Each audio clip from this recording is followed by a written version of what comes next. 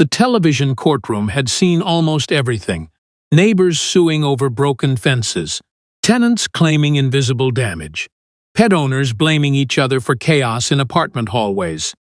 Over the years, Judge Judy had listened to thousands of strange stories, ridiculous excuses and dramatic accusations, but nothing in her long career prepared the courtroom for what Karen Mitchell was about to say. She stood in front of the bench with her baby on her hip, a designer diaper bag over her shoulder, and a confidence that made it clear she believed she had already won. Then she said the sentence that froze the entire room. "Your Honor, my 8-month-old baby witnessed everything. She told me exactly what happened." For 1 second, no one moved. Judge Judy's pen stopped in midair. The bailiff turned his head as if he needed to hear it again. The court stenographer paused, unsure whether those words actually belonged in the official record, and Karen Mitchell looked around the courtroom with a proud smile, as if she had just revealed the strongest evidence of the entire case. But what happened next was not just another courtroom argument. It was not just a woman making an unbelievable claim. It was the moment a simple property damage lawsuit turned into something far more serious, far more disturbing, and far more heartbreaking than anyone expected. Because by the end of this case, Judge Judy would not only dismiss the lawsuit, she would expose a terrifying truth, order a psychiatric evaluation, and bring Child Protective Services into the situation before Karen ever left the building. At first, the case looked ordinary. Karen Mitchell was suing her neighbor, Jessica Martinez, for $2,500. According to Karen, Jessica's tiny dog had damaged her expensive designer stroller and emotionally traumatized her infant daughter. On paper, it sounded like a typical neighbor dispute. Two people living in the same apartment building. One woman with a baby, another woman with a small dog. A hallway confrontation, accusations, and now a lawsuit. Judge Judy had handled cases like that countless times. But when she read Karen's written statement before the hearing, something about it bothered her. It was not just dramatic. It was not just exaggerated. It felt disconnected from reality. Karen had written that her baby had reported the incident to her, not cried, not reacted, not seemed afraid. Reported it. That one phrase was enough to make Judge Judy look deeper. Karen Mitchell was 38 years old. She described herself as a full-time mother and social media influencer, though her online presence was small and mostly filled with posts about her genius baby. She claimed her daughter Sophie was not like other babies. She called her advanced, gifted, extraordinary. Neighbors had also complained about Karen's behavior. In only 6 months, she had filed multiple complaints with building management, noise complaints that no one else could confirm, accusations of harassment that cameras did not support, arguments over parking spaces that were not even assigned. Jessica Martinez, the defendant, was a 34-year-old ICU nurse. She worked long hospital shifts and lived with her small Yorkie named Buttons. According to other residents, Buttons was calm, quiet, and harmless. Jessica said the stroller incident never happened, and she had security footage to support that. But Karen did not walk into court like someone worried about evidence. She walked in like someone entering a stage. Her hair was carefully styled. Her outfit was polished. Her baby was balanced on her hip. Her leather folder was clutched tightly in one hand. She looked at the cameras with the confidence of someone who believed this appearance would make her famous. Judge Judy began calmly. "Ms. Mitchell, you're suing Ms. Martinez for $2,500. You say her dog damaged your stroller and traumatized your infant daughter. Tell me exactly what happened." It was a simple question. Karen did not give a simple answer. "Your Honor," she began, "this woman's vicious animal destroyed my limited edition stroller because she is careless, irresponsible, and has no respect for mothers or children." Judge Judy's eyes narrowed slightly. Karen continued, waving her free hand dramatically while the baby chewed peacefully on a teething toy. "Any responsible pet owner would know that a dog should never be allowed to run wild in a building where innocent children live. She put my baby in danger. Judge Judy interrupted her. Ms. Mitchell, I didn't ask for your opinion about the defendant's character. I asked what happened to the stroller. The courtroom grew tense. That was the first warning. But Karen missed it completely. Instead, she sighed loudly. Well, Your Honor, if you would allow me to finish, I was trying to explain the full situation. Maybe then it would make sense. The room went silent. Even the baby seemed to stop moving for a moment. Judge Judy leaned forward. Excuse me, she said slowly. Did you just sigh at me in my courtroom? Karen still did not understand the danger she was in. She smiled, almost as if she were being patient with someone who could not keep up. Your Honor, this is not a simple case. My daughter is not an ordinary baby. She has special needs because she is extremely advanced. What happened to her is much bigger than a damaged stroller. Judge Judy stared at her. Let's stay with facts. What evidence do you have that Ms. Martinez's dog damaged your stroller? Karen's face lit up. This was the moment she had been waiting for. I have an eyewitness, she said proudly. A completely reliable witness who saw the entire incident. Judge Judy picked up her pen again. And who is this witness? Karen lifted the baby slightly higher, presenting her like evidence. My daughter Sophie, she said. She saw everything. She was in the stroller when it happened. She told me exactly what that dog did. The courtroom erupted in whispers. Someone gasped. Someone else gave a nervous laugh, then stopped immediately when they realized Karen was serious. Jessica Martinez put a hand over her mouth. Her expression was not angry anymore. It was shocked. Concerned, Judge Judy slowly put her pen down.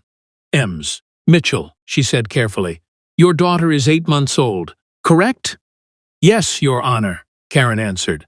But Sophie is not like other 8-month-olds. She has been advanced since birth. Judge Judy remained still. How many words can your daughter speak? Karen blinked. Well, she doesn't speak to everyone, she said. She is selective.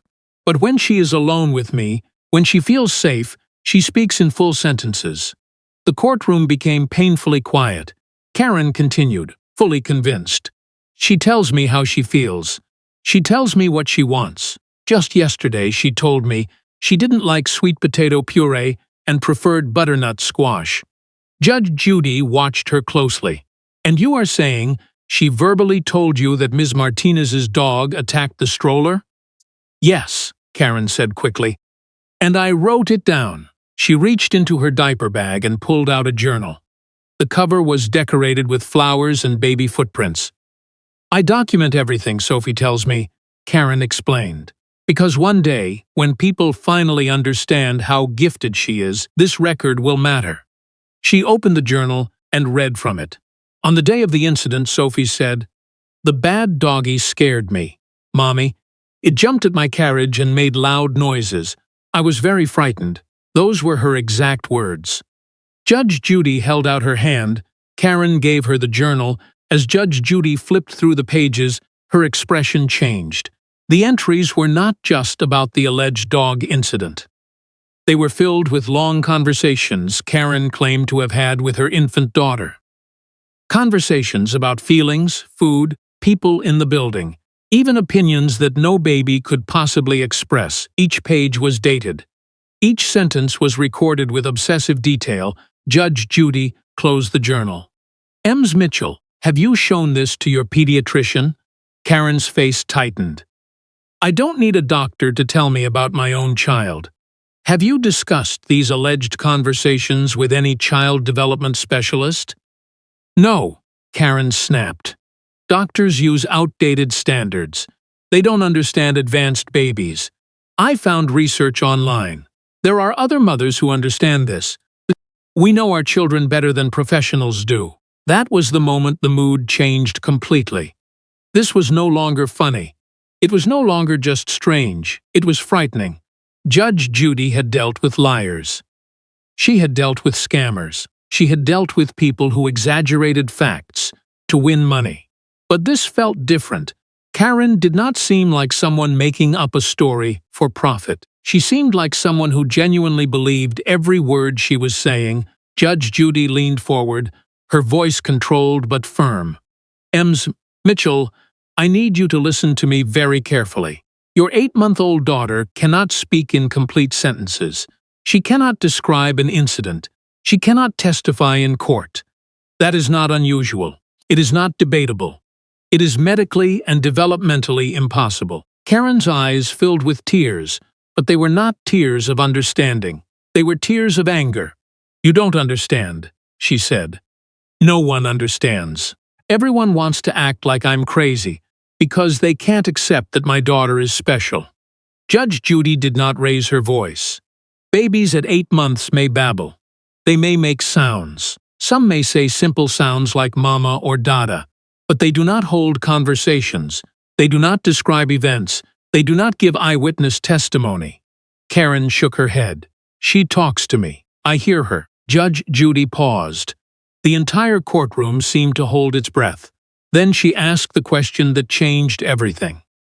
"Do you genuinely believe, in your heart, that your 8-month-old baby speaks to you in full sentences?" Karen looked around the room, searching for support. No one said anything. Jessica looked worried. The audience looked uncomfortable. The bailiff stood closer now, alert but calm. Karen hugged the baby tighter. "Yes," she whispered. Then louder, "Yes, I know what I hear. She tells me things. She told me that dog scared her. Why won't anyone believe me?" That answer told Judge Judy everything she needed to know. This was not a legal strategy. This was a crisis. Judge Judy took a breath. "Ms. Mitchell, I am going to do something I have rarely done in my career. I am not only dismissing your case. I am ordering a psychiatric evaluation before you leave this building today." Karen's face went pale. "What?" "And," Judge Judy continued, "Child Protective Services will conduct a welfare check on your daughter." Karen began crying immediately. "You can't do that. You have no right. I came here because her dog damaged my stroller." Judge Judy's voice remained steady.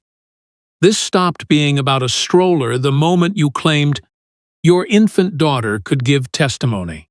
A mother who cannot distinguish between normal baby sounds and adult speech may not be able to accurately judge her child's needs. That puts the child at risk." Karen clutched Sophie closer as the baby began to fuss. "I'm a good mother," she sobbed. "I love her. She's all I have. Please don't take her from me." Judge Judy's tone softened, but her decision did not.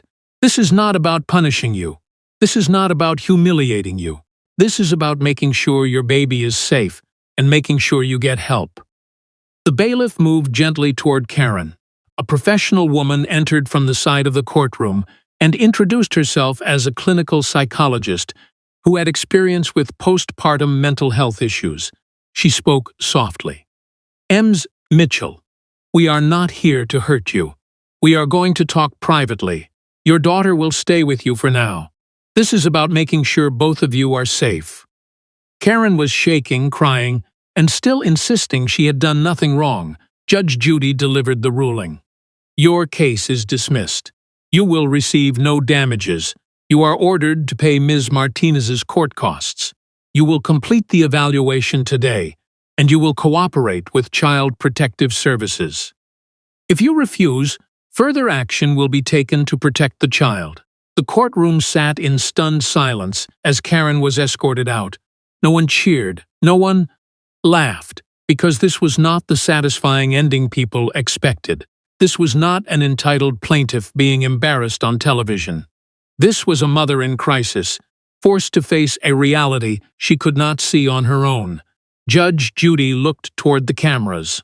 "What you witnessed today was not entertainment. It was an intervention. Sometimes the law is not only about deciding who owes money. Sometimes it is about recognizing danger before it becomes tragedy." 30 days later, the truth became clear. Karen underwent psychiatric evaluation and was diagnosed with a severe postpartum mental health condition involving delusional beliefs.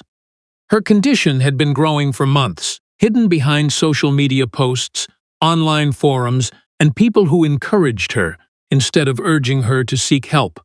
With treatment, medication, and therapy, Karen slowly began to understand what had happened. She later apologized to Jessica Martinez. She also began speaking publicly about postpartum mental health, warning other mothers and families not to ignore signs of emotional or psychological crisis. The stroller case was forgotten, but the lesson remained. Sometimes the most unbelievable courtroom claims are not lies. Sometimes they are cries for help. And sometimes justice means stepping in before a child pays the price for an illness no one wanted to see.